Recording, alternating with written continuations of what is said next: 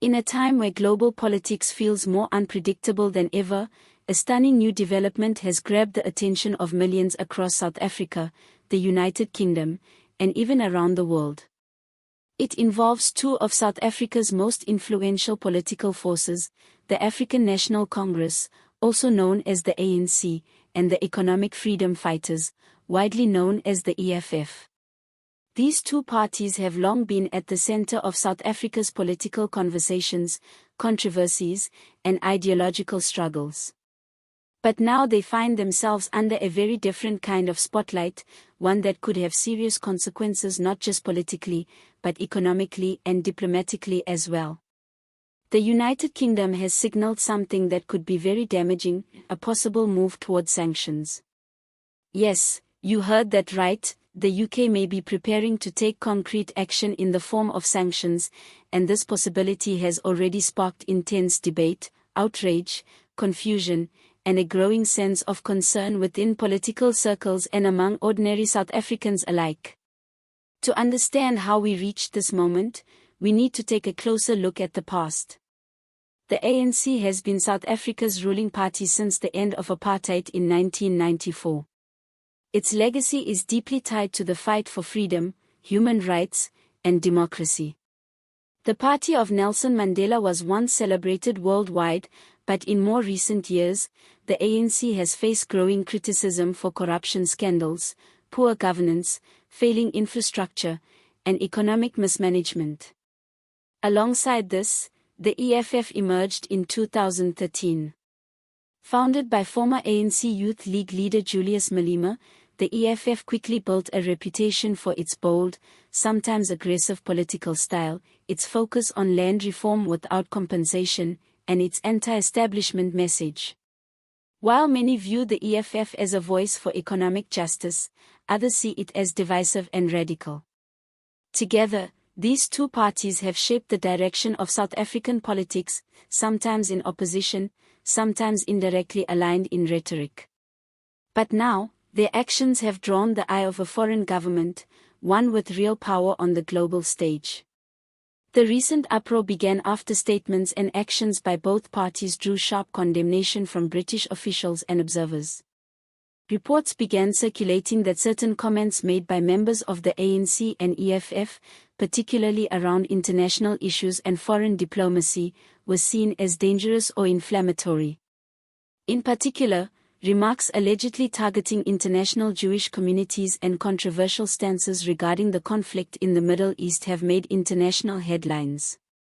These statements have sparked accusations of anti-Semitism, hate speech, and promoting division in a time when unity is more critical than ever. The United Kingdom, which maintains strong diplomatic ties with South Africa, has made it clear that they are watching closely. British lawmakers and advocacy groups have publicly urged the UK government to consider sanctions, especially targeting individuals within these parties who are believed to be promoting hate or destabilizing rhetoric. While some say this is an overreaction by foreign powers meddling in local affairs, others argue that these sanctions could send a powerful message about the need for responsible leadership and respectful global dialogue. Some believe the UK is simply standing up for international standards of human rights, condemning what they see as intolerance and dangerous political messaging. But not everyone agrees. Critics of the UK stance argue that it's hypocritical, pointing out the UK's own complicated history with colonialism, racism, and political favoritism.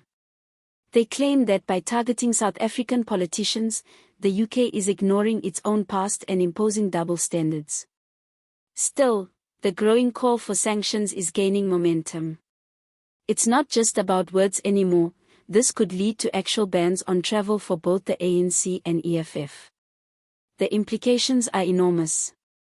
If key leaders within their ranks are sanctioned, it could disrupt their political influence, damage their international reputation, and create economic ripple effects. Business leaders are already expressing worry, warning that any sanctions from the UK could deter investment and weaken already fragile economic ties.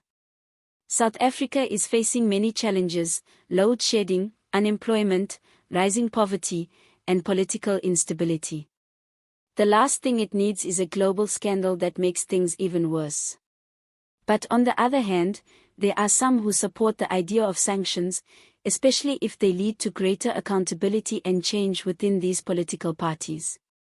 Julius Malema and other high-ranking figures in the EFF have responded defiantly, denying all allegations and insisting that their statements were misinterpreted or taken out of context.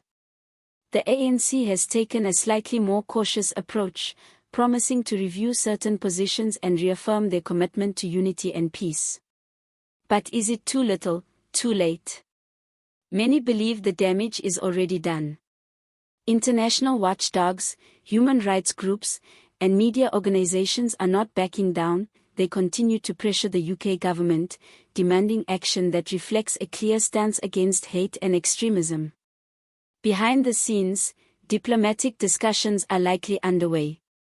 South Africa's Department of International Relations and Cooperation may soon be forced to step in, either to clarify the country's official position or to try and calm tensions. What happens next is unclear. Will the UK actually move forward with sanctions? Will South African parties be forced to change course or tone down their rhetoric? Or will this lead to deeper divisions and more global backlash? There are so many possible outcomes. Sanctions could be imposed quickly, or they could be delayed depending on political pressures and behind-the-scenes negotiations. If sanctions are implemented, it might open the door for other countries to follow suit, isolating certain South African leaders on the world stage. Or the situation could be resolved diplomatically with statements of apology, clarification, or compromise. Either way, this is a turning point. It's a moment that challenges the role of political parties, the responsibility of leaders, and the power of international relationships. The ANC and EFF must now consider not just their local supporters but how their words resonate across borders. The people of South Africa are watching. The world is watching. What kind of message will their leaders send next? Will it be one of unity and progress, or more division and controversy? This is not just a political story, it's a human story. It's about accountability, communication, and the power of choices made in public spaces. As this story continues to unfold, we will keep watching, analyzing, and reporting on what comes next. If you've made it this far, I want to hear from you. What do you think about the UK's possible sanctions? Do you believe the ANC and EFF went too far, or is this a case of foreign interference in South African politics? Drop your thoughts in the comments below. I read every single one. And if you found this video informative, eye-opening, or even just worth thinking about, please make sure to hit that like button, subscribe to the channel for more deep political analysis, and turn on notifications so you never miss an update. We've got more stories coming, and you won't want to miss what happens next. Stay informed, stay aware, and most importantly, stay engaged. Thanks for watching.